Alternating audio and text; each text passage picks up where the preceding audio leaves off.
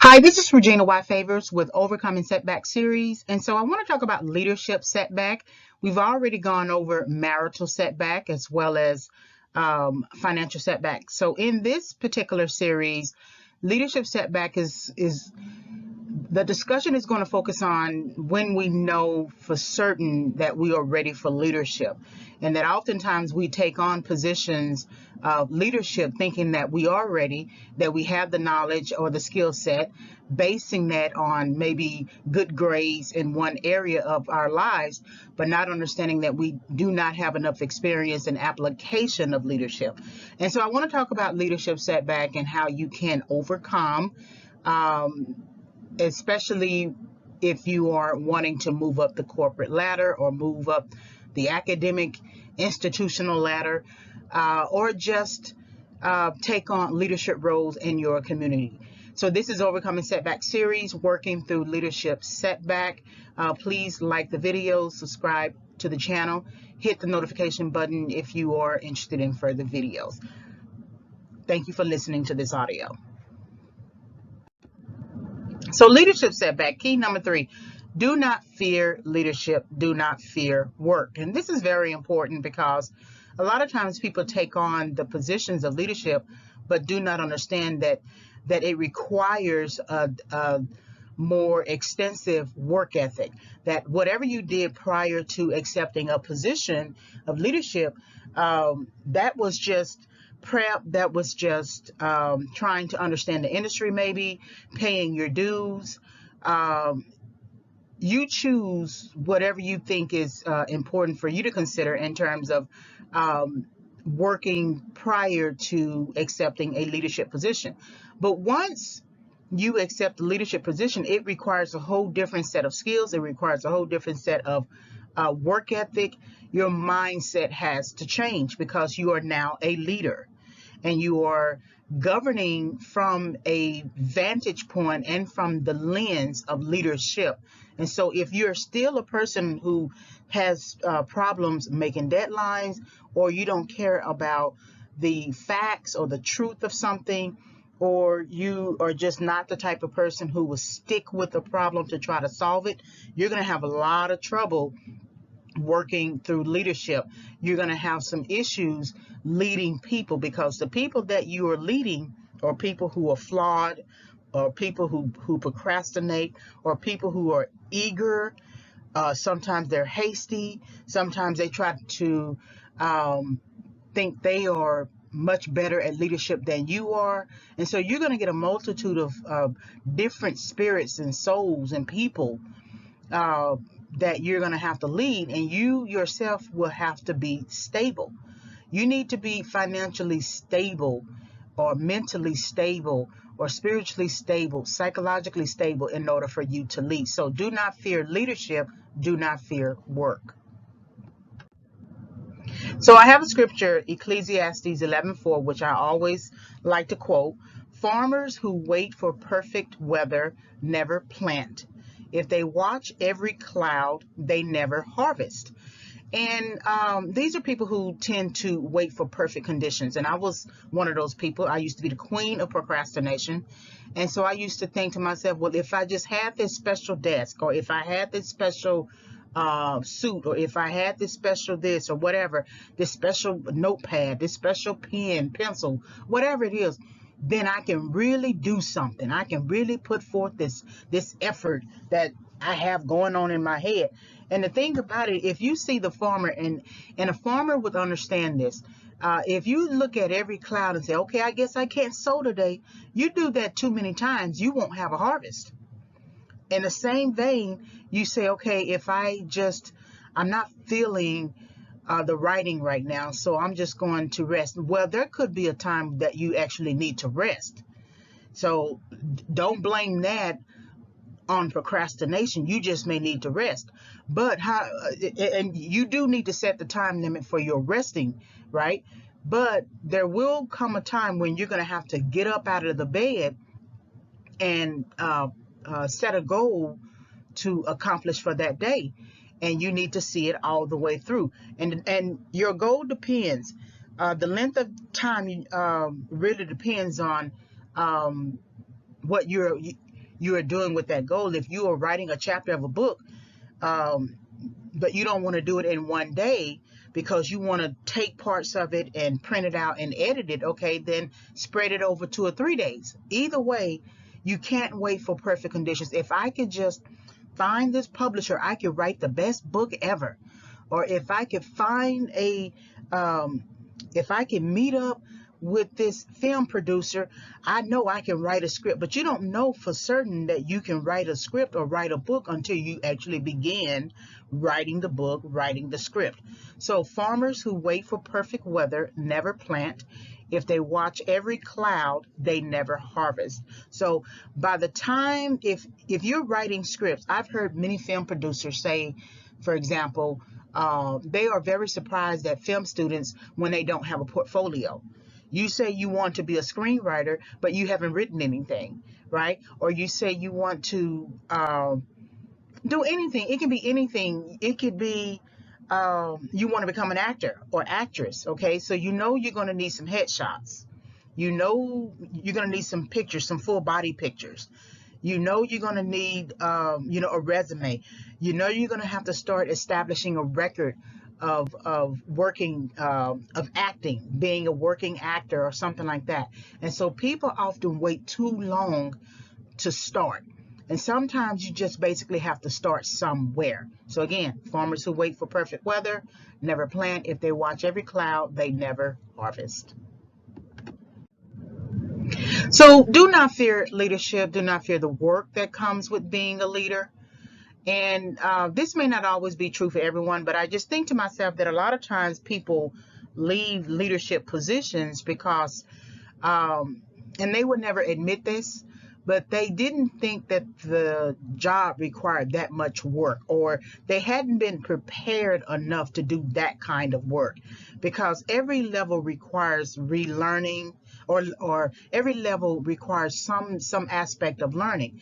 And people often think just because they did well in a previous position or at a previous level that they can easily transfer that success to the next level. The problem with that is you have transferable skills, but you can't transfer success. That as soon as you get to the next level, it's going to require you to build a work ethic, learn what's going on at that level, learn the types of employees, learn the job, learn the policies, learn the implementation, the strategies, the marketing, the branding. Each level requires a level of learning. Um, Leadership requires preparation, and if you fail to prepare, you will see the consequences of that decision down the road. So, I noticed that politicians, people who become politicians who were initially in their personal lives, their private lives, they were doctors, right? But then they decide to become a politician. But they have preparation and education and work experience being a doctor. I'm not saying that you can't pursue your dream of becoming a politician, but I challenge people who have never taken a political science class. Here it is, you have spent 8+ years and then work experience, probably 10+ years working as a doctor, and you think just because you have money or just because you have some sort of influence in your private life that you could have influence in political life. And then you get into the job, you've been elected, and you feel validated. Okay, this was the thing I'm supposed to do. Good. And then you get elected and you begin working in a job and you realize that you really didn't prepare for that job. That's why you see many Republicans pushing strategies, because they have run out of ideas. They're trying to eliminate or place voting restrictions in certain cities and states to keep people from voting, right?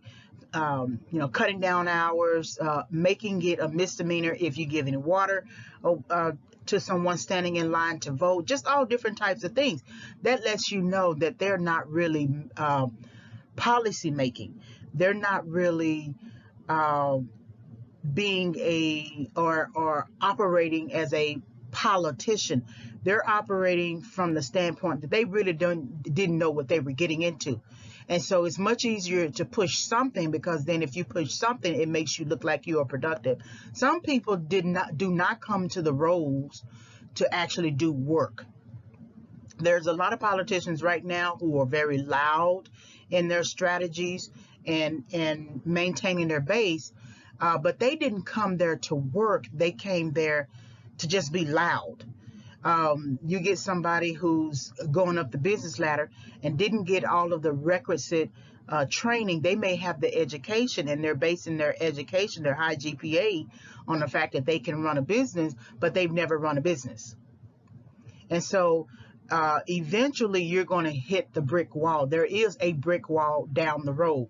And if you've been relying on the people around you to support you and make you think that, or validate some claim about yourself that you got it and you got this all under control, what if all those people decided to quit?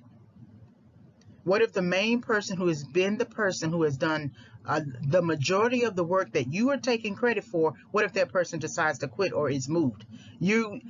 And then you're going to be called upon to do the things that you said that you can do. So if you don't prepare, the consequences are down the road.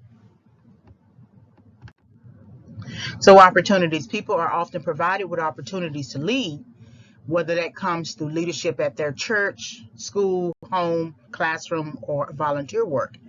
So I really don't believe that people have never had an opportunity to lead.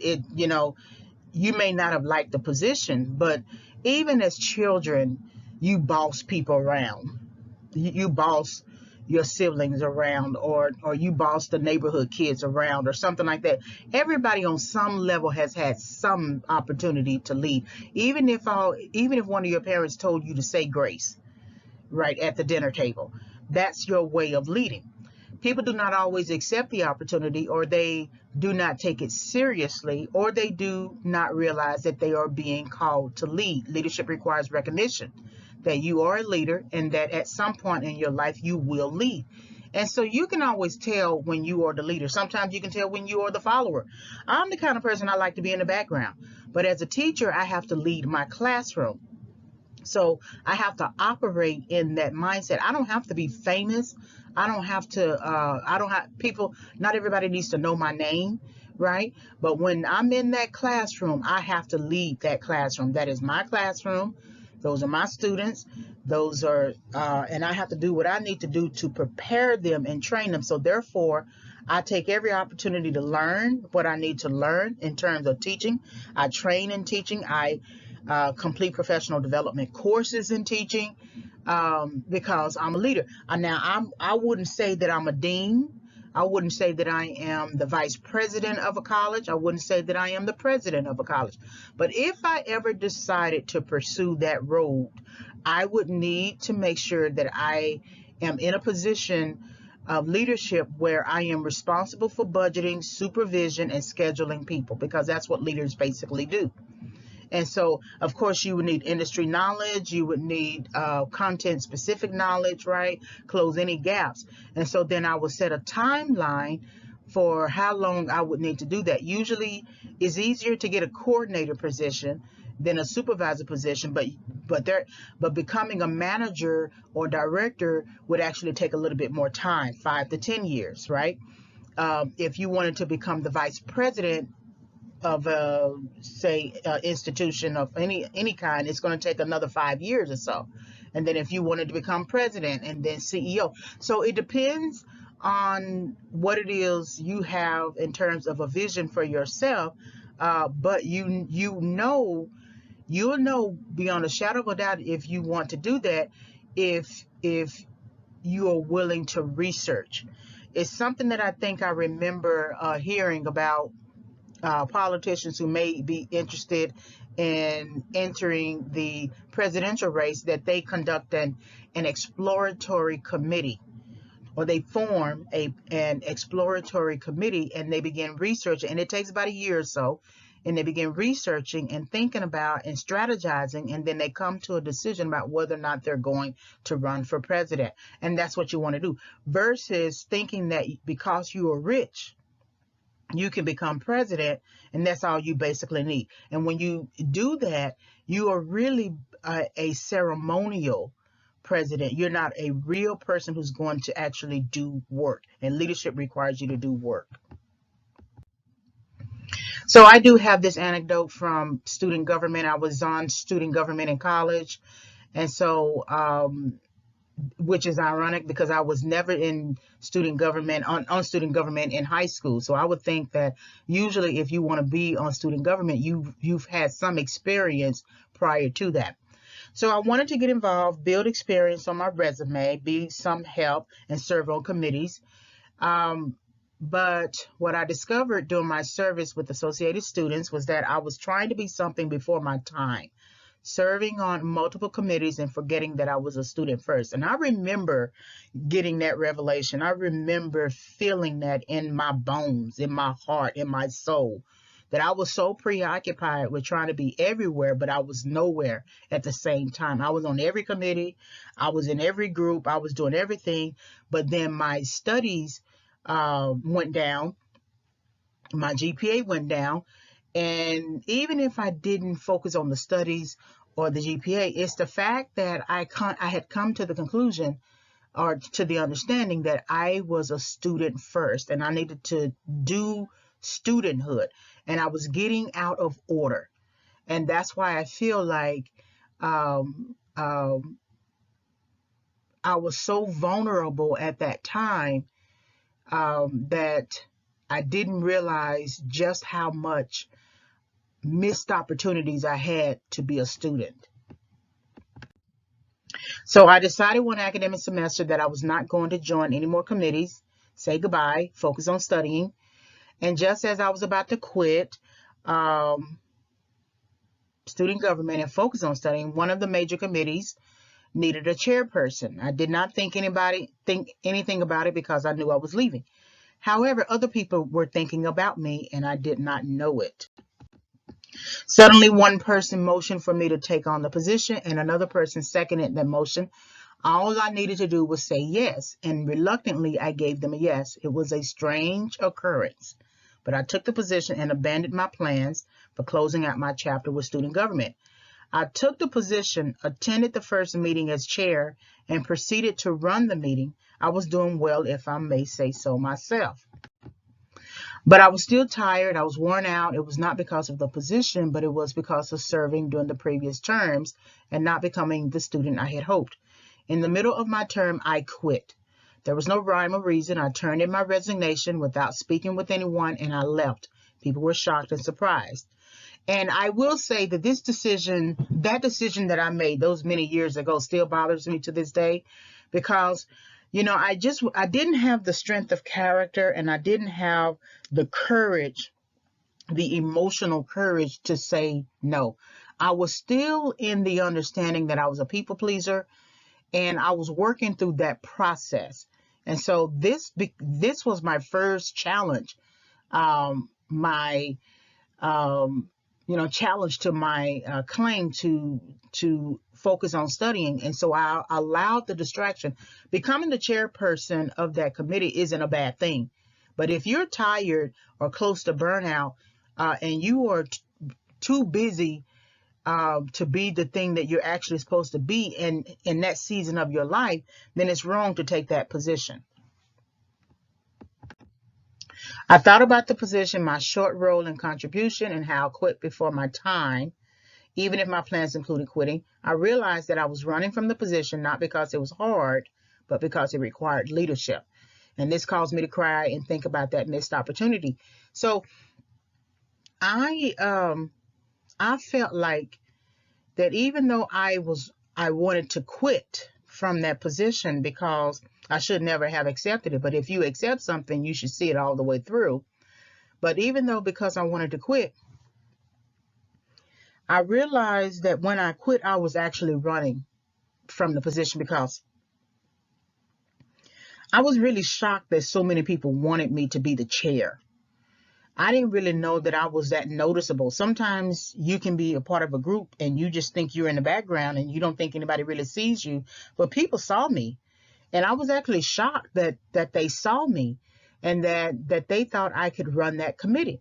And so I the position was nowhere near hard. Um, but I just didn't have enough exposure to the committee to make an informed yes. I said yes out of fear of people hating me, not out of faith that I could complete the task. And so I left because I was tired, but I left also because it required leadership, and I really wasn't ready for leadership, even though being on student government is leadership, which is an irony. So, what did the other council members desire for me to run? I mean, why did the other council members desire for me to run the committee? What did they see in me that I did not see in myself? Should I have stayed to run the committee despite my desire to leave student government? And this is something that I think about because the student government committee, the larger Associated Students Council, is made up of one to three members of individual groups and committees and organizations. So you have a representative, like you would see in our federal government or something like that, a representative from every state, right? One to three. And so that's a big council. And then of course you have the president, the vice president, the executive vice presidents, and then the rules committee chair has a dual role. That would have been president pro tempore. So then if all of the people, the four people who were running the student government died, so to speak, or just quit, then I would become president. And so maybe with that knowledge, I was afraid, you know, maybe because joining a committee and participating in committee can be leadership from that vantage point, but it may not necessarily be enough of a mindset for you to then take over. I would think that if I was ever going to become chair of a committee, that I would first chair.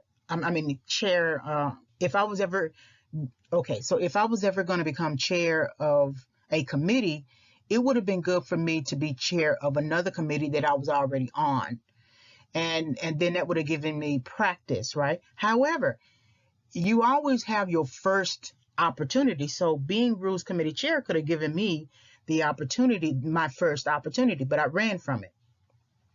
But I think about that a lot of times, that what did they see in me that I didn't see in myself? And should I have stayed? I believe, even though I wanted to quit, and even though I wanted to focus on studenthood, once I said yes, I should have stayed. Now, I didn't have to continue in the position past that semester, but I do believe that I should have stayed in that position because I had accepted the yes, and the quit in the middle was just not responsible. Again, it stays with me. I think about that, and I make sure that whatever decisions I make them from an informed standpoint, and I have to determine for me if I'm ready for leadership. So understanding this anecdote requires that you understand yourself and what examples of opportunities you missed to lead. But that may be too easy to gauge because you might conclude that not everyone is supposed to lead everything. Sometimes leading is hit or miss. Leadership is relative for some, and it does not mean that leadership fits everyone's tendencies, inclinations, and temperaments. So if you are the type of person who has to blow up and cuss everybody out, leadership is not for you, because you're going to get too many opportunities to deal with conflict, too many opportunities to deal with people who like chaos, too many opportunities for people who will acquiesce to you, too many opportunities for people who will try to take over your job. And so you can't cuss everybody out. You can't fire everybody. You can't quit the job every time things are not going well for you. And so you have to determine where you fit. Like I said, some people work better in the background. And if you work better in the background, work better in the background. You could take a leadership role that way. But if you're not the type of person who likes the spotlight, is turned around by, say, journalist questions, um, will you might be triggered by something someone says and you go off. Either you need to get help, psychological counseling for that, begin working out what's going on with you, what are your triggers, keeping a journal, thinking about what it is you actually want to accomplish, what your goal is. Is it your goal is just for everybody to know your name, or is it your goal to hone in on a particular area, environment, or context and make your contribution there? And therefore, that's why you need to research what it is that you want to lead. Then you will be able to create a contribution argument. And that's usually a term that you see in graduate school, particularly at the doctoral level. You conduct and annotate a bibliography of different sources, different genres, things that you want to do in your particular field. And then you look for the gaps. What are the gaps? And then you say, okay, I feel like I'm the generational person to close this gap. So I'm going to focus my efforts on closing this gap. And this is what my contribution argument is going to be. And so that's what, when you are leading, you are making a contribution argument. You are suggesting to the people who are following your leadership that you are the gap filler, that you understand the industry, you understand personalities, you understand everything that you need to understand to navigate that role, to close any gaps in their understanding as well as in the area of your leadership. And so that's why it takes some time. That's why it's very important to work through those steps. Don't skip the paying dues step. Don't skip the supervisor, the manager, because then if you skip those steps, you're going to have real issues once you become a director. And you'll be hard pressed to ever become a vice president if you don't put up the numbers as a director. So that's something that I want you to think about. So what I realized while thinking about the role and leaving it suddenly was that many people wanted me to lead the committee. I was surprised to realize just how many people saw me. They saw something in me that I did not know was there. There were other people on the larger council who could have run that committee and they could have motioned them to take on that responsibility, but they chose me. They chose me before I chose me. And maybe on some level I should have put my hat in the ring, but I didn't think that was possible for me. And when I think about that now, I have to say that I didn't think that was possible for me. So that means that I was merely a joiner, and that the number of committees that I joined, I was just really looking to list that on my resume. And sure, I made some kind of contribution while I was on a committee, but I don't think I made an impact necessarily. And so these are people who were choosing me. So they still, even though I didn't choose me, they still saw ability and capability. So there's something in me that they thought was important. And I was the only one nominated or motioned, right? I was the only one. There wasn't anyone else that they motioned to take on that position. And because usually, larger committees will at least motion two people, and then you sort of give your 1 minute spiel for how for why everyone should vote for you. They only motioned for me, and that it was the even when I think about that now, it makes me want to cry, because I can't believe that they saw me before I saw me. They chose me before I chose me. And I want to be careful about that going forward, because I just don't know where leadership lies. I have planning, I do my work, I do stuff that I'm doing, but I need to make sure that my mindset is there for if I'm ever called to lead. So I did not know that they saw leader in me, and I believe I ran from the role because I was afraid to become a leader. I did not run because the work was hard, the work was common sense.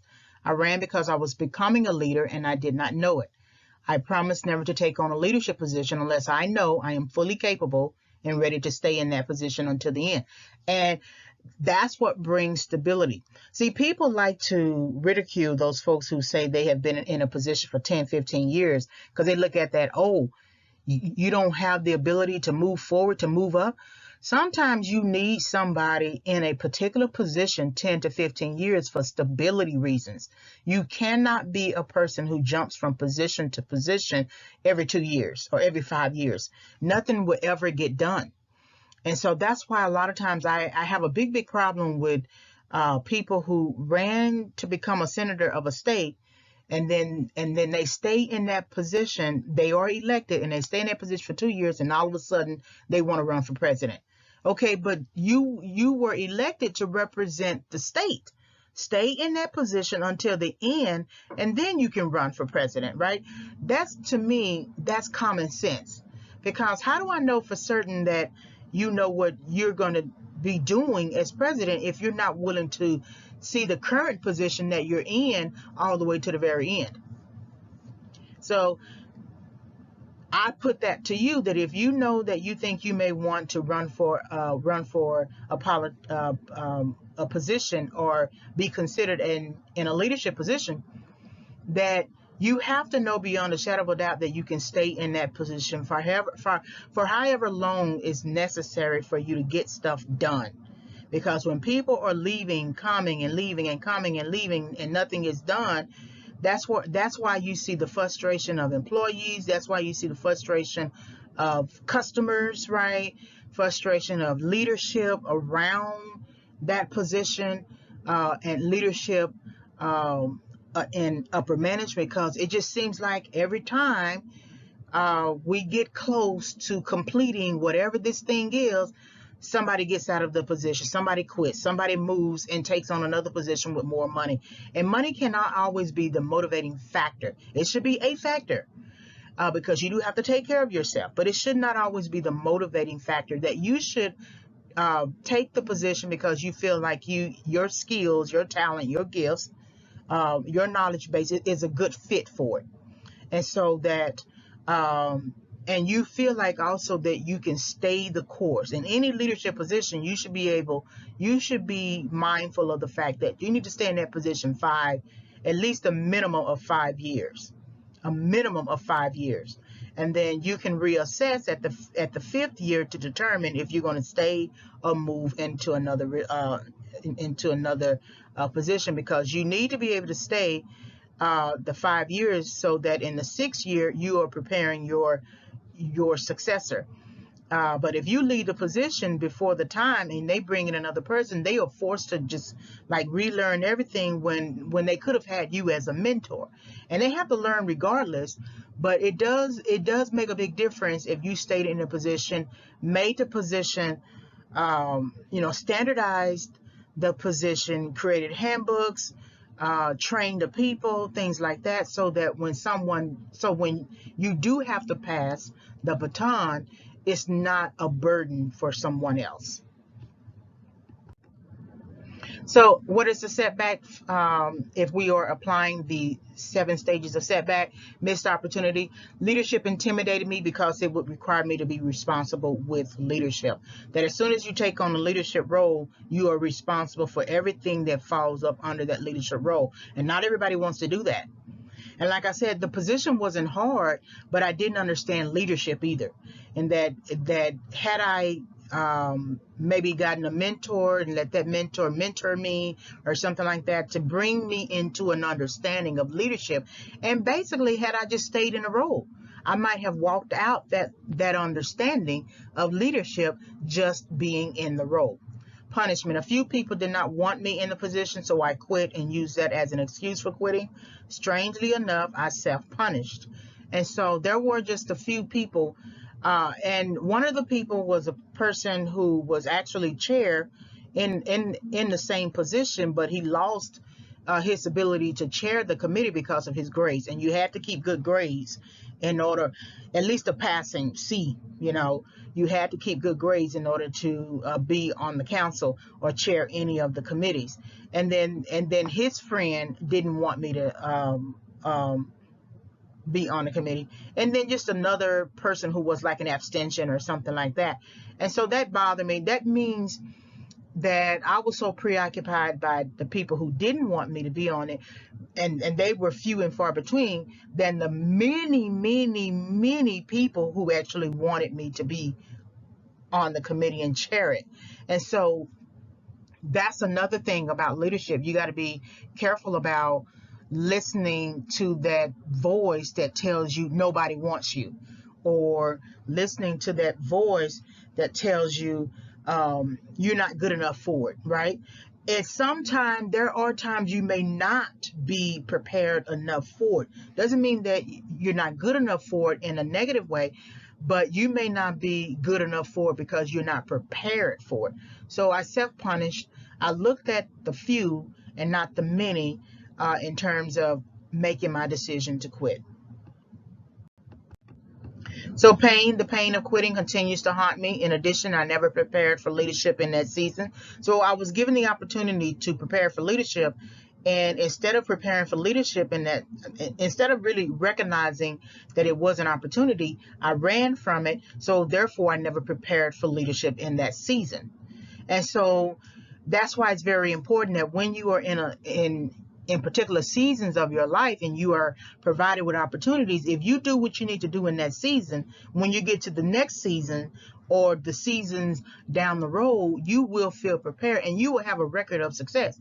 You can look back on your record of what you did in one particular position and see and analyze it, examine it, and contemplate it, and then think about strategies that you might be able to use from that previous position into another position, right? Of course, you can always transfer skills, but you still have to learn new knowledge at the next level. Correction, I learned that many people wanted me in the position and chose me because I exhibited leadership qualities in some previous capacity, or they felt I epitomized leadership. Now, I didn't see myself.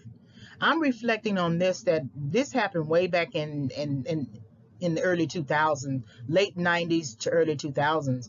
But as a person who is 46 years old, who has been teaching college students and sort of mentoring them on the idea of choosing their battles, choose quality over quantity, I can see it now that even if I didn't see myself as a leader, and quit something, before my time, that others saw me as a leader. They saw me as having leadership qualities.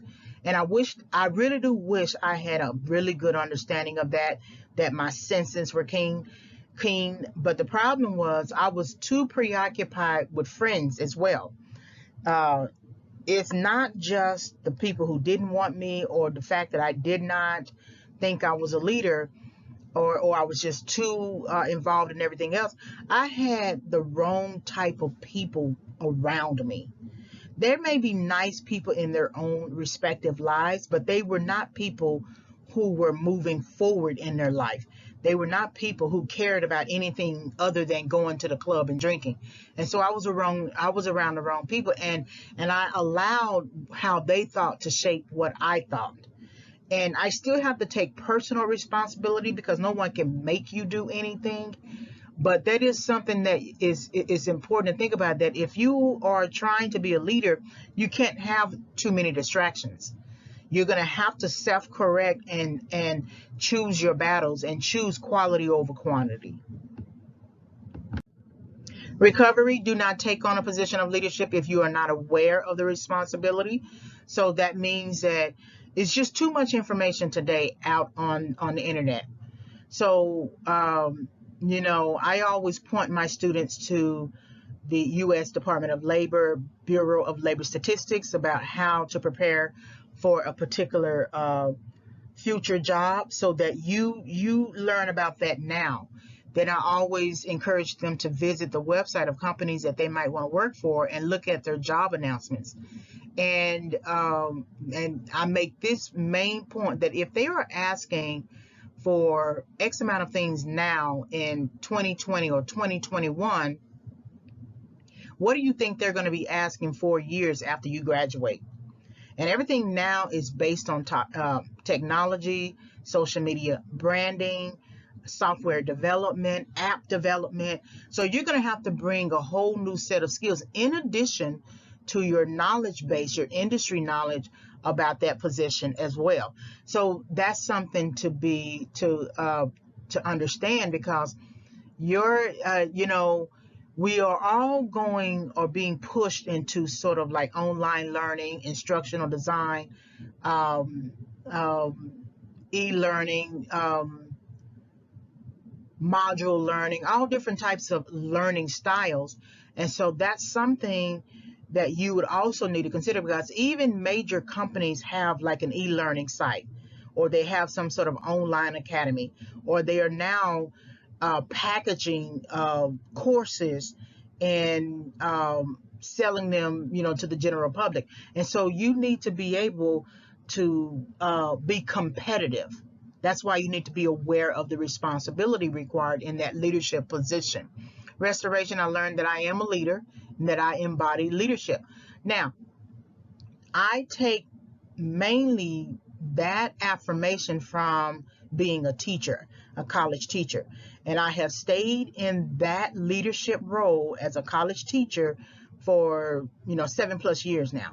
And so I have record of successes. I have conflicts that I have resolved. I have self-reflection. I have many opportunities to look back and think about those many courses I've taught, those many students I've taught, where I have served, where I have contributed, and where I am still a work in progress. So I do believe now I am a leader, but I would be hard pressed, however, to take on the next level of leadership in my field, and that would usually be coordinator, supervisor, or something like that. So that means I would have to conduct an information interview.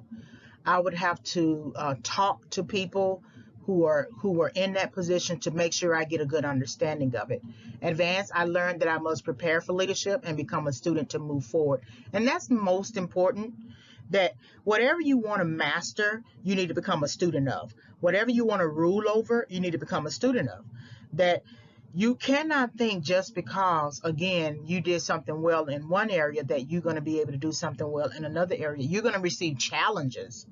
And so you need to be able to have the skill set and the knowledge to move beyond those challenges. So becoming a student of what you later want to master is very important. So this is probably the hardest lesson I had to learn, because it required me to admit to myself that I was becoming a leader and that I interrupted my own process for that to become a reality. In addition, I did not get the practice I needed for a later position that would require leadership. I did not allow space to learn about a position for which I quit. If I had involved myself in a position more, learning about its responsibilities and challenges, I might not have quit. It is likely that I would not have quit. You are unlikely to quit something you understand.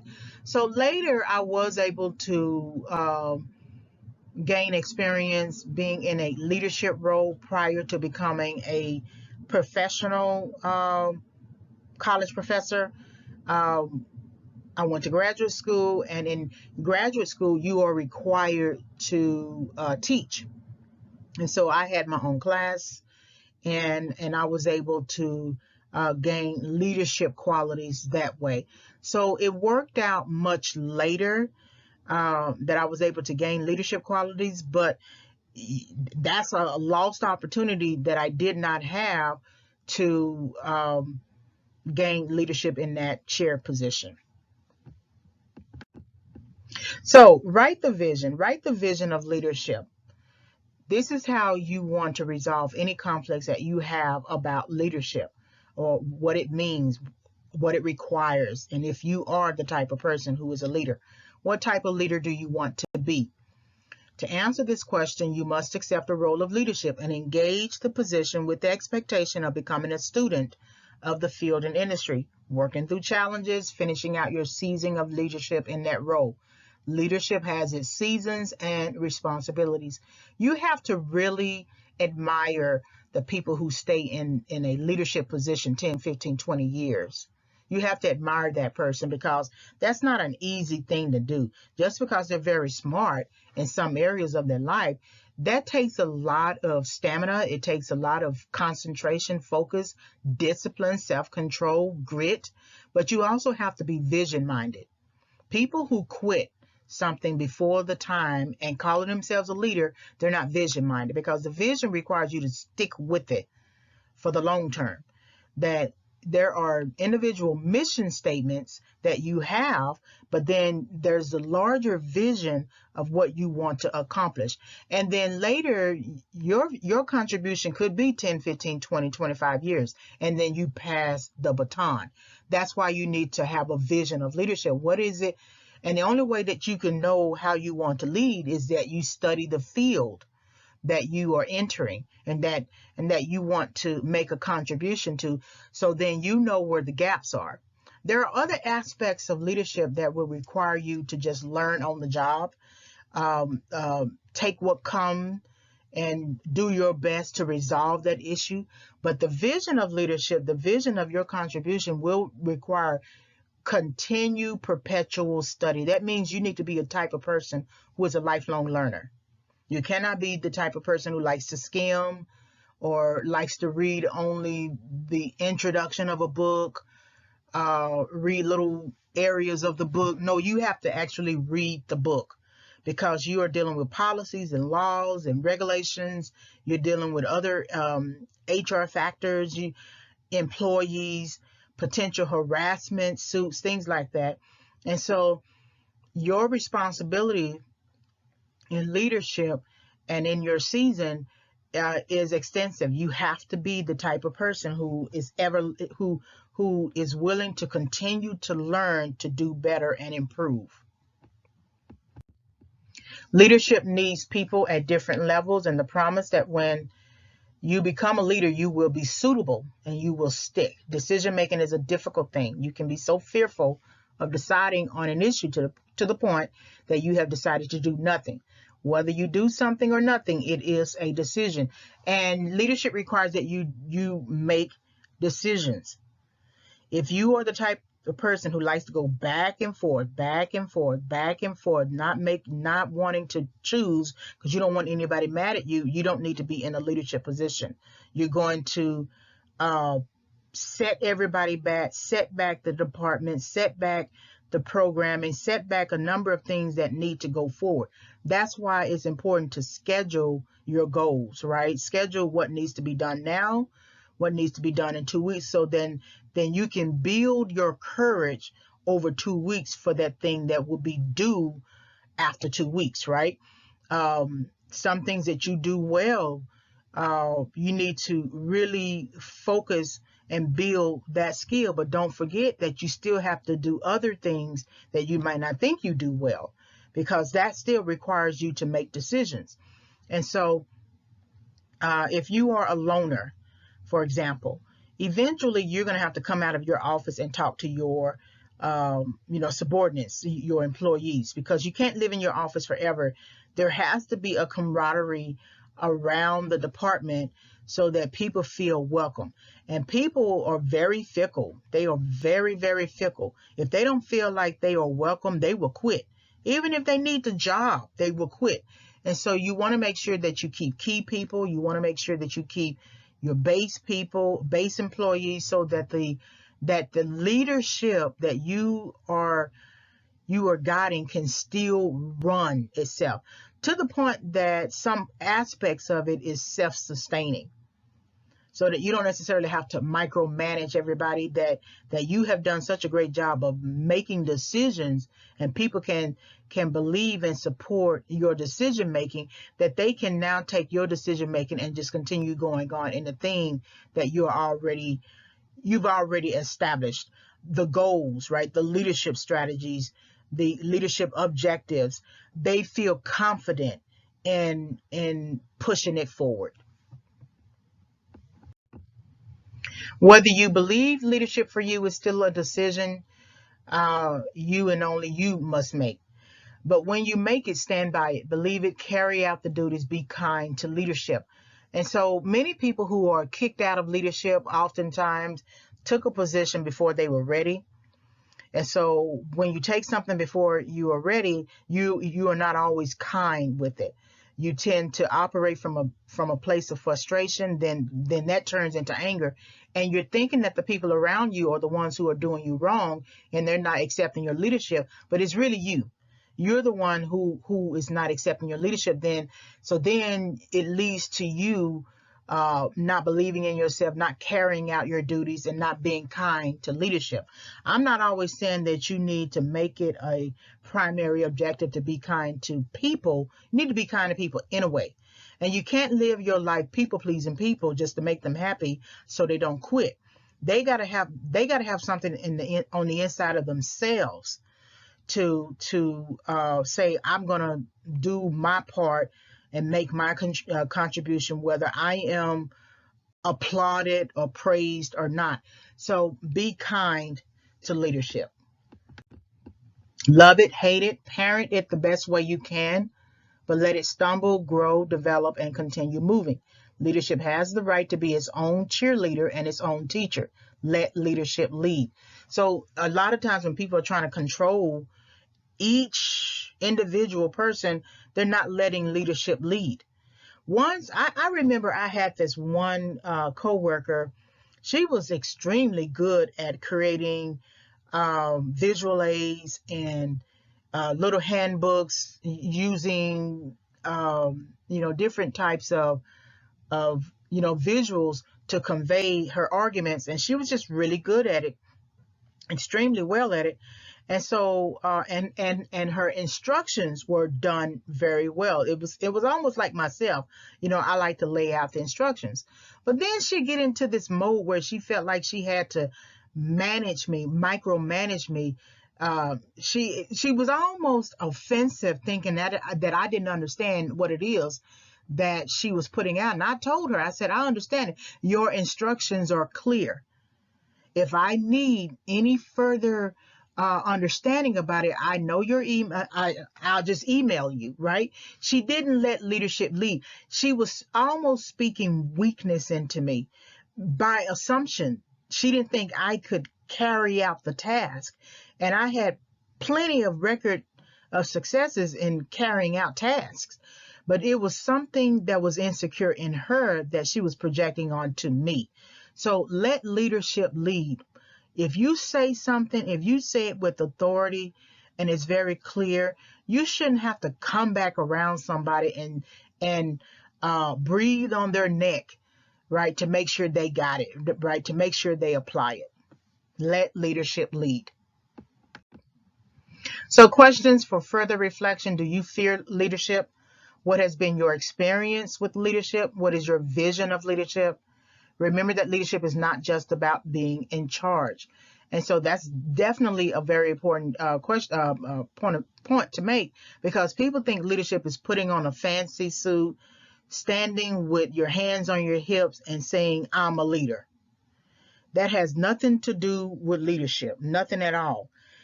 People are very superficial and vain in their understanding of leadership, and then they are very surprised when they actually have to do work. And so think about your vision of leadership, what has been your experience, and do you fear leadership? Meaning that, do you fear the responsibility that comes with leadership? Do you fear your ability to stay in the position and make the contribution long term? So here's a guided activity for journaling. Take some time to journal your attitude towards leadership and why change is important. So here are 2 questions. Should I create a plan of leadership? Do I want leadership? Leadership is important because. And then, what are my plans for moving myself out of passively receiving and into actively leading? So there's something in you that basically is going to pull you towards leadership, because after a while you're going to be tired of being the follower. If you are destined for leadership, it's going to it's going to bother you after a while that you're not leading. And you may need to take the smallest leadership role just to start and build a record, and really just to encourage yourself, because if you do well in that very small role, you're going to feel confident to continue to take on more leadership roles. And so sometimes we passively receive, thinking that someone is going to just see us and point to us and say, "Oh, you are a leader, come on," like we're on The Price is Right, right? Come on down. No, that's not how it works.